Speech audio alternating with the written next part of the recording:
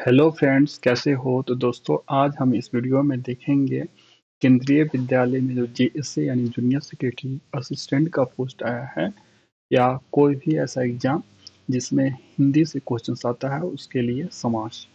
और समास दोस्तों हिंदी व्याकरण का बहुत इंपॉर्टेंट पार्ट है। और यह जिस एग्जाम में हिंदी व्याकरण से आता है उसमें समाज से एक या दो या तीन प्रश्न जरूर आते हैं। तो इस वीडियो में हम समाज को अच्छे से देखेंगे और यह खासकर जैसे जो केवीएस में आया है उसके लिए है। तो इस वीडियो में देखते हैं और इसमें प्रीवियस ईयर क्वेश्चंस भी देखेंगे कि पिछले बार समाज से कैसे क्वेश्चंस आए थे और साथ में एमसीक्यू क्वेश्चंस भी देखेंगे। तो सबसे पहले देख लेते हैं कि प्रीवियस ईयर क्वेश्चंस जो आए थे वो किस टाइप से आए थे समाज से रिलेटेड, और उसी आधार पे इस वीडियो में भी पढ़ेंगे। तो हाईलाइटर ले लिए, तब देख लो यहाँ से क्वेश्चंस ईट अलंकार के हो गया, संधि के हो गया, एक शब्द देख लो यहाँ समाज से क्वेश्चंस आ गया। जैसे कोई दे दिया शब्द, उसने बोल दिया कि कौन सा समास है। तो तुलसी कृत में कौन सा समास है? तत्पुरुष समास है। उसी तरह से समाज से और क्वेश्चंस आए हैं वो देख लेते हैं। देख लो कौन सा तत्सम तत्व सबसे हो गया। मुहावरे से तो मुहावरे भी आपको दोस्तों कराऊंगा। तो इस वीडियो में हम समास देखेंगे। आपने देख लिया समास में एक क्वेश्चन आया था, और दो भी आ सकते हैं, तीन भी आ सकते हैं, ऐसा कोई जरूरी नहीं है कि एक ही है। तो इसमें समास देखते हैं।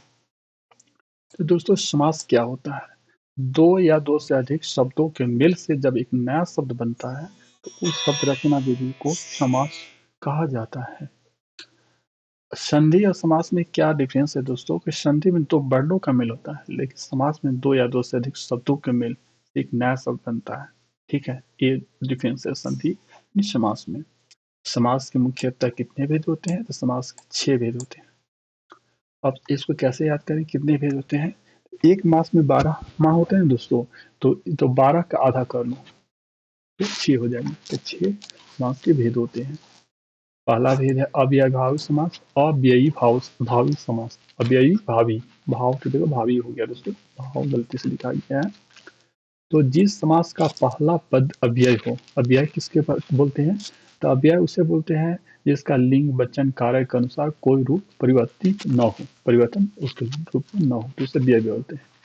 तो जिस समास का पहला पद अव्यय हो तथा प्रधान, पहला पद प्रधान हो, उसे अव्ययी भाव समास कहते हैं।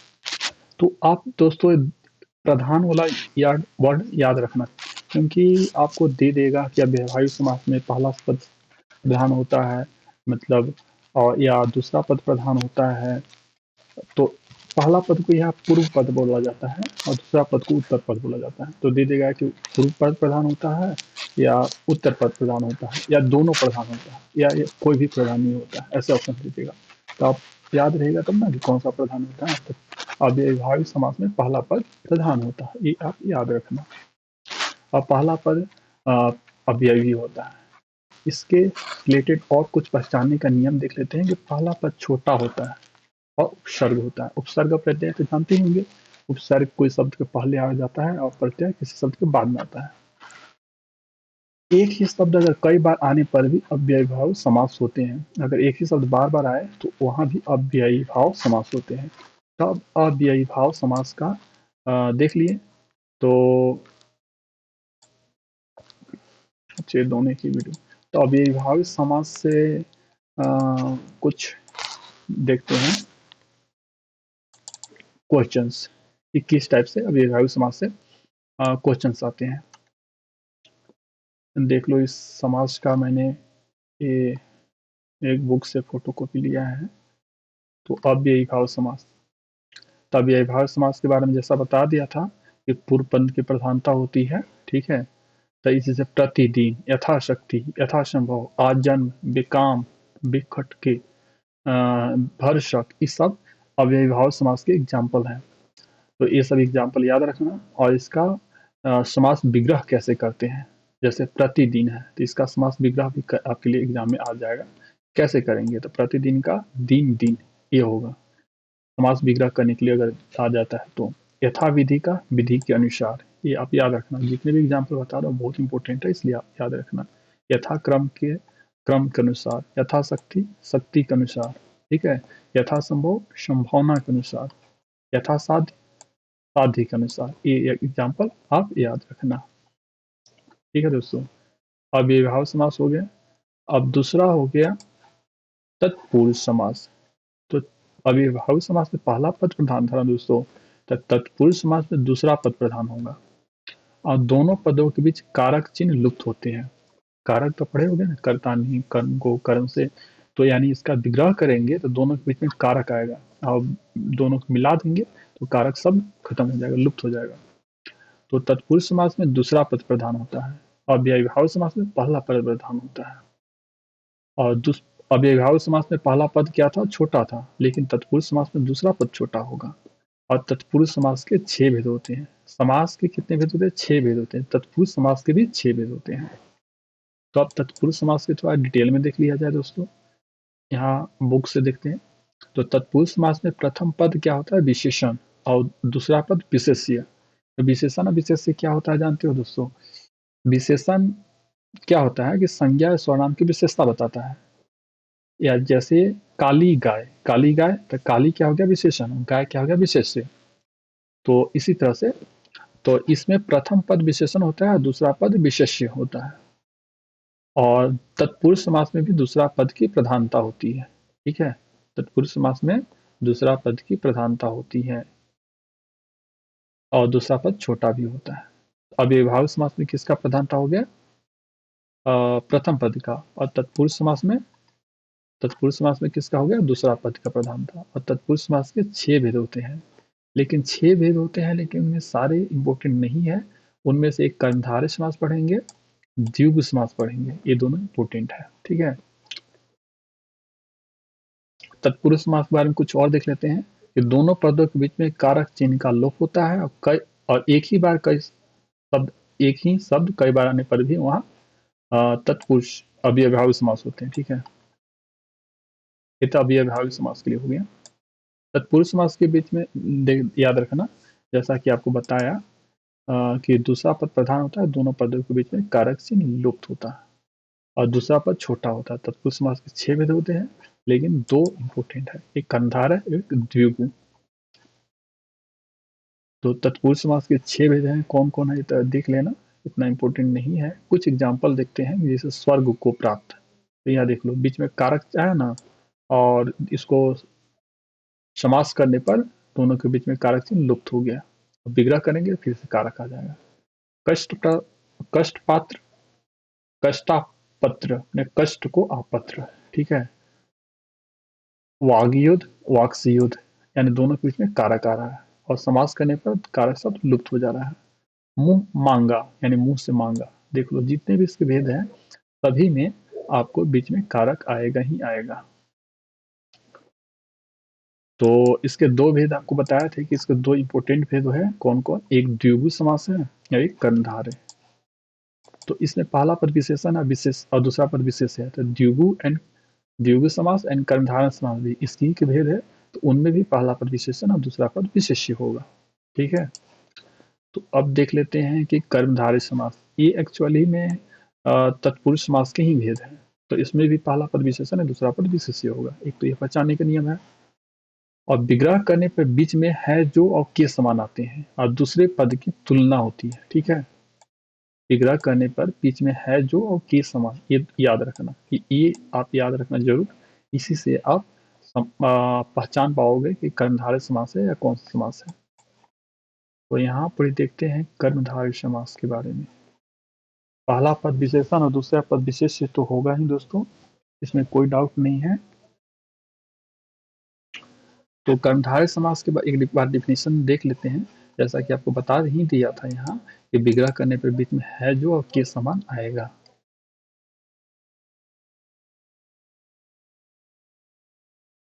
इसका एग्जाम्पल कुछ देख लेते हैं। एग्जाम्पल दिया हुआ नहीं है तो नीचे से देख लेते हैं कर्मधारय समास के एग्जाम्पल। रुको, कर्मधारय समास देखो दोस्तों, आप बुक से अगर पढ़ोगे तो बुक में बहुत ज़्यादा दिया हुआ है, इतना कम समय में आप बुक से नहीं पढ़ पाओगे। तो इसीलिए मैंने शॉर्ट में आपके लिए ये तैयार कर दिया है ताकि आप कर पाओ। देख लो, ये तो बहुब्रीहि हो गया, ये द्विगु हो गया, इसके ऊपर कर्मधारय होगा, कर्मधारय। देख लो, ये कर्मधारय समास हो गया। है जो के समान, नव युवक, नया है जो युवक, सद्भावना, सत्भावना, ये सब हो गया ना। महात्मा, महान है जो आत्मा, महावीर, महान है जो वीर, ठीक है। सज्जन, सत्य है जो जन, परमेश्वर, परम है जो ईश्वर, ठीक है। तो ऐसा आता है इसमें दोस्तों। तो ये आपने देख लिया कर्णधारय समास। अब द्विगु समास देखते हैं। द्विगु समास किसे कहते हैं दोस्तों? तो इसमें पहला पद संख्यावाचक विशेषण होता है, दूसरा पद विशेष्य होता है। ये भी तत्पुरुष समास का ही भेद है एक्चुअली में। तो द्विगु समास को पढ़ना जानने का नियम है कि पहला पद इसमें संख्यावाचक विशेषण होता है और दूसरा पद प्रधान होता है दोस्तों। इसमें भी दूसरा पद प्रधान होता है। जैसे कि अव्ययीभाव समास में आपको याद रखना है कि पहला पद प्रधान होगा और तत्पुरुष समास में दूसरा प्रधान, और कर्मधारय द्विगु, चूंकि तत्पुरुष का ही भेद है तो इनमें भी दूसरा पद प्रधान होगा, ठीक है। अब अगला देखते हैं कि द्वंद्व समास। अब द्विगु समास का कुछ एग्जाम्पल देख लेते हैं कि पहला पद संख्यावाचक विशेषण होता है, तो पहला, तो इसका एग्जाम्पल देख लेते हैं द्विगु समास का। जैसे ये सब द्विगु समास का एग्जाम्पल हो गया। त्रिभुवन, तीन भुवनों का समाहार, त्रिकाल, तीन कालों का समाहार, चवत्री, चार आनों का समाहार, नवग्रह, नौ ग्रहों का समाहार। इसमें पहला पद संख्यावाचक रहेगा, ठीक है दोस्तों, ये आप याद रखना। अब द्वंद्व समास देख लेते हैं। द्वंद्व समास किसमें होता है? द्वंद्व माने दूसरों फाइटिंग, यानी एक तरह से कंपटीशन। तो दोनों बीच में अगर कंपटीशन हो रहा है तो क्या हो रहा है? दोनों एक दूसरे के जस्ट अपोजिट होंगे। तो इसके पहचानने का नियम भी है कि दोनों पद एक दूसरे के उल्टे होते हैं और विग्रह करने पर दोनों के बीच में और अथवा एवं लगते हैं। तो द्विगु समास यहाँ देख लेते हैं। द्विगु हो गया और द्वंद्व, द्वंद्व समास में देखना है ना। द्वंद्व समास देखते हैं, किधर गया एग्जाम्पल। बहुब्रीहि हो गया, द्विगु हो गया, द्वंद्व। द्वंद्व का जैसे रात दिन हो गया, राजा रंग, इस टाइप से होगा, जस्ट उल्टा, दोनों शब्द एक दूसरे के उल्टा रहेंगे। इसमें द्वंद्व का एग्जाम्पल, एक मिनट देख के बताता हूँ आपको। द्वंद्व, द्विगु हो गया, बहुब्रीहि हो गया, इसके नीचे ही होगा द्वंद्व। देख लो, द्वंद्व समास आ गया। जैसे भला बुरा एक दूसरे को उल्टा है, गौरी शंकर एक दूसरे को उल्टा, सीताराम एक दूसरे को उल्टा, लेन देन, ठीक है, शिव पार्वती एक दूसरे को उल्टा, इस तरह से पाप पुण्य एक दूसरे को उल्टा, विलोम शब्द, भात दा, इस टाइप से आएंगे, ठीक है, भाई बहन, इस टाइप से। ये द्वंद्व समास आपने देख लिया। अब बहुब्रीहि समास। बहुब्रीहि समास क्या होता है? इसमें कोई भी पद प्रधान नहीं होता। तो अभी तक प्रधान वाला आप याद रखिए। अव्ययीभाव समास में पहला पद प्रधान होता है, तत्पुरुष में दूसरा, और तत्पुरुष के ही दो भेद है। द्विगु समास 6 भेद है, लेकिन 2 ही पढ़ना है। एक द्विगु हो गया, कर्मधारय हो गया। तो द्विगु कर्मधारय में दूसरा पद प्रधान हो गया। और द्वंद्व समास में कौन सा प्रधान होगा बताओ? तो द्वंद्व समास में दोनों पद प्रधान होता है। यहाँ नोट में मैंने नहीं लिखा हूँ, लेकिन यहाँ पर आप देख लेना, जो बुक है उसमें दिया हुआ है कि द्वंद्व समास में दोनों ही पद प्रधान होते हैं। देख लो, द्वंद्व समास, द्वंद्व, इसमें देख लो, यहाँ पर दिया। यहाँ ध्यान रखने की बात है कि दोनों पद न न केवल प्रधान होते हैं बल्कि अलग अलग स्थिति, यानी द्वंद्व समास में दोनों ही पद प्रधान होते हैं, जैसा कि आपने देख लिया। और द्वंद्व समास के एग्जाम्पल भी देख लिए। अब बहुब्रीहि समास देखते हैं। तो बहुब्रीहि के समास में कोई भी पद प्रधान नहीं होता। प्रधान वाला क्वेश्चन जरूर याद रखना। उसे विग्रह कैसे करते हैं, कोई शब्द दे दिया तो कैसे पहचानेंगे कौन सा समास है, इस टाइप से क्वेश्चन आते हैं। तो बहुब्रीहि समास में क्या होता है कि कोई भी पद प्रधान नहीं होता। अभी देख रहे थे कि किसी, या तो पहला पद प्रधान होता हो रहा था, या दूसरा पद, या सभी पद। तो अव्ययीभाव समास में पहला पद प्रधान हुआ, तत्पुरुष में दूसरा, और तत्पुरुष के दो रूप हो गए, द्विगु में भी दूसरा, कर्मधारय में भी दूसरा, 4 हो गया। उसके बाद द्वंद्व में दोनों समास, दोनों पद प्रधान होंगे, और बहुब्रीहि में कोई भी पद प्रधान नहीं हुआ। तो बहुब्रीहि में कोई भी पद प्रधान नहीं होता। विग्रह करने पर तीसरा अर्थ निकलता है। यहाँ पर विग्रह कीजिएगा तो कोई दूसरा ही नहीं निकल जाएगा, और दोनों पद मिलकर किसी तीसरे पद की ओर संकेत करते हैं, ठीक है। तो बहुब्रीहि समास के एग्जाम्पल देख लेते हैं पहले। बहुव्रीहि। देख लो बहुव्रीहि के भी बहुत भेद होते हैं, लेकिन आपको देख लें बहुव्रीहि समास के। पीताम्बर, पित्त है जो जम्बर, पीताम्बर पित्त है जिसका अंबर। तो पीताम्बर किसको बोलते हैं? विष्णु भगवान को बोलते हैं। आप देखो चतुरानन, चार है आनंद जिसके, चार है आनंद जिसके, चतुरानन। ठीक है। अब देख लो त्रिनेत्र, तीन है नेत्र जिसके, त्रिनेत्र, त्रिनेत्र किसको बोला जाता है? शंकर भगवान को। ठीक है। तो दोनों मिलकर किसी तीसरे पद की ओर इंगित करते हैं। ठीक है।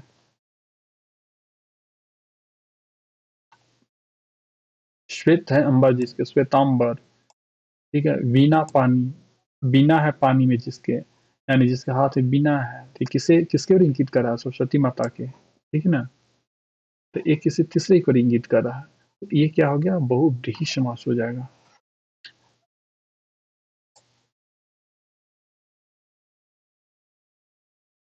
इस तरह से आप याद रखना दोस्तों। अब अगला टॉपिक है संधि। संधि अगली वीडियो में आपको बताऊंगा। तो दोस्तों अगर आपको ये वीडियो पसंद आया तो इसे लाइक करें, चैनल को सब्सक्राइब करें, please press the bell icon and share this video to your friends and relatives. Thank you friends.